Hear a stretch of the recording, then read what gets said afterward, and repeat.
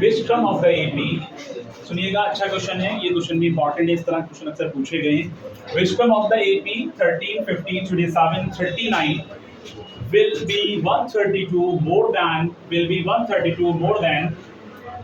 132 more than its 54th term। Question में मैं repeat करूंगा क्या कहा गया है, सुने सभी बच्चे अच्छे से, इंपॉर्टेंट क्वेश्चन है। ये भी क्वेश्चन 2 नंबर में बनेगा और पीछे के साथ में बना है क्वेश्चन। पूछा गया है which term of the AP 3, 15, 27, 39 will be 132 more than its 54 term। इनमें से कह रहे हैं कि कौन सा टर्म AP का 132 ज्यादा होगा इस AP की 54वीं टर्म से, इस AP की 54वीं टर्म से। सवाल आपका ये है, समझ में बात आ गई?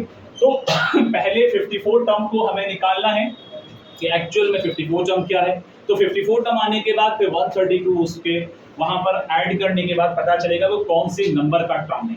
इसका सॉल्यूशन थोड़ा सा ऐड ऑन किया जाएगा। तो फिलहाल यहाँ पर हमारे पास जो A है बच्चे वो 3 है, हमारे पास B जो है वो 12 है, क्योंकि 15 से 3 लेस करेंगे तो 12 आ जाएगा। और हमारे पास यहाँ पर अब AN जो काम कर रहा है वो पहले हम बात कर रहे हैं 54 टर्म की। किस टर्म की बच्चों? 54 टर्म की हम बात कर रहे हैं, ठीक है। तो 54 AN कंसीडर कर रहे हैं। तो यहाँ पहले हम 54 टर्म को निकाल रहे हैं। 54 टर्म निकालने के बाद फिर हम ये देखेंगे 132 उसमें जब ज्यादा कर देंगे, ऐड कर देंगे, उसके बाद वो कौन से नंबर का टर्म बन रहा है, ये सवाल है। तो अब आपको क्या करना है, AN is equal to A plus N minus 1 into D। बात नहीं करो बच्चों, सुनो, यहाँ पर होगा 54 A3 प्लस N आपको निकालना है इंटू D। सुने ध्यान से, यहाँ पर आपका D। तो 54 टर्म। अब सवाल ये है कि 54 हमने यहाँ पर 54 लिखा, देखिए एक चीज यहाँ पर सही करनी है अभी कि 54 यस 54 जो लिखा है ना, कहा गया है will be 132 more than it's 54 term, उसके 54 टर्म से। तो 54 टर्म को हमें निकालना है, बल्कि 54 जो है वो लास्ट टर्म नहीं है। तो इसका मतलब ये है कि फिर आपका यहाँ पर होना चाहिए, इसको थोड़ा सही करते हैं, यहाँ पर n आएगा, यानी n जो है वो रहेगा 54। n रहेगा कितना? ठीक है, n जो रहेगा वो 54 रहेगा, इसलिए हमें यहाँ पर थोड़ा सा चेंज करना है ताकि आपका AN निकल पाए। बच्चों बात समझ में आ रही है? ठीक है, 54। अब हम यहाँ पर AN निकाल रहे हैं, यानी 54 जो है वो नंबर ऑफ टर्म वहां पर कंसीडर कर रहे हैं। तो देखें 3 प्लस AN, यहाँ पर एक तरह से हम क्या निकाल रहे हैं बच्चों? 51 A51 निकाल रहे हैं। A51 आप सोच रहे हैं A51 को A प्लस 50D में लिख सकते हैं, लेकिन वो जब हमारे पास A और D दोनों अवेलेबल होते हैं, अगर नहीं है तो A51 AN का मतलब है A51 निकाल रहे हैं। क्या 51 है या 54 है? 54 है, 53 आएगा नहीं, यहाँ पर 54 ही आएगा बेटा। एक्चुअल में 54 टर्मिंग तो हम निकाल पा रहे हैं, बात समझ में आ रही है? तो 54 निकाल रहे हैं, A54 is equal to 3 plus 54 minus 1 into D। तो इस तरह से 53 इंटू D, आपका D कितना है बच्चों? 12 है। इसको भी पुट कर देते हैं, बोर्ड थोड़ा सा लाइक कर रहा है, एक बार रिपीट करता हूँ, ठीक है। यहाँ आ गया 12। बात बहुत करते हैं, यहाँ तक आवाज आती है, मानते नहीं है, मैं कहता हूँ बात नहीं किया करो बीच में। अब यहाँ आपके पास में 3 प्लस 12 3 6 30 कंफर्म, 12 3 36, मेरे ख्याल से 36 समथिंग बन रहे हैं। 12 3 36 का 6 कैरी 3, 12 5 60 और 3 6 36 आएगा।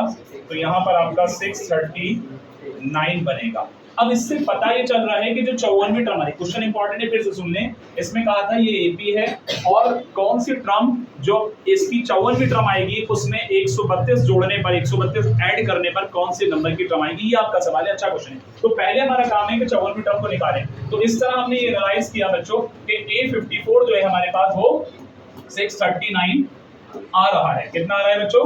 639 आ रहा है। अब हमें क्या करना है क्वेश्चन के हिसाब से कि 6AN अब जो बनेगा नया वो बनेगा 639 प्लस 132। इस बात पे ध्यान देने की जरूरत है सबको। तो यहाँ पर AN आएगा 9 और 2 11 और 3 3 6 और 1 7 और 6 और 1 7। तो पता ये चलता है कि अब आपका जो AN है वो ये बनेगा। अब यहाँ पर आइडेंटिटी यहाँ पर लगाओ फॉर्मूला, अब पता चलेगा कि कौन से नंबर की टर्म आएगी ये वाले नंबर होने पर। यानी जब हम 54वीं टर्म के अंदर 132 को जोड़ते हैं तो जो नंबर बन रहा है, जो AP का टर्म आ रहा है वो कौन से नंबर का बनेगा, ये क्वेश्चन है आपका। तो AN is equal to A plus N minus 1 into D। तो अब आपके पास AN आपका है 771, A आपके पास 3 प्लस N आप निकाल रहे हैं डी आपके पास 12 है, सही है बच्चों? एंड 54 दे रखा है ना? नहीं बेटा 54 तो वो यहाँ के लिए था, यही बात मैं बार बार रिपीट कर रहा हूँ, इसीलिए समझाने की कोशिश कर रहा हूँ कि 54वीं टर्म देन इट्स 54 टर्म, तो n यहाँ 54 टर्म था। जब हमने 54वीं टर्म निकाल ली तो फिर n निकालना है कि 54वीं टर्म की जो वैल्यू है उसके अंदर 132 जोड़ने पर तब वो कौन से नंबर की टर्म आएगी, ये सवाल है। बात समझ में आ गई? तो इसलिए n निकालना है। अब यहाँ 771 is equal to 12, 3 plus 12 n minus के 12, 12 में से 3 9, 9 माइनस के बनेंगे, इधर आकर क्या होगा बच्चों? प्लस होगा, इधर आकर आपका इधर आकर के प्लस किया जाएगा, ठीक है? एक सेकंड रुकिए, ये लोडिंग ले रहा है। या 771 प्लस 9 इज इक्वल टू 12 देखो फिर बोल रहे हैं बच्चे, यहाँ कितना बनेगा? 780 upon 12 is equal to n, ये आपका n निकल कर अब आएगा 54वीं टर्म में। जब हम 132 जोड़ लेते हैं तब कौन सी नंबर की टर्म आती है? 12 6 72, 12 5 60, तो प्यारे बच्चों वो 65 नंबर की टर्म बनेगी। कितने नंबर की? 65 नंबर की टर्म आपकी बनेगी जब हम इस सीरीज के 54वीं टर्म में 132 जोड़ देते हैं, तब वो कितने बनेगी? 65 नंबर की टर्म बनेगी। इंपॉर्टेंट क्वेश्चन है, आएगा।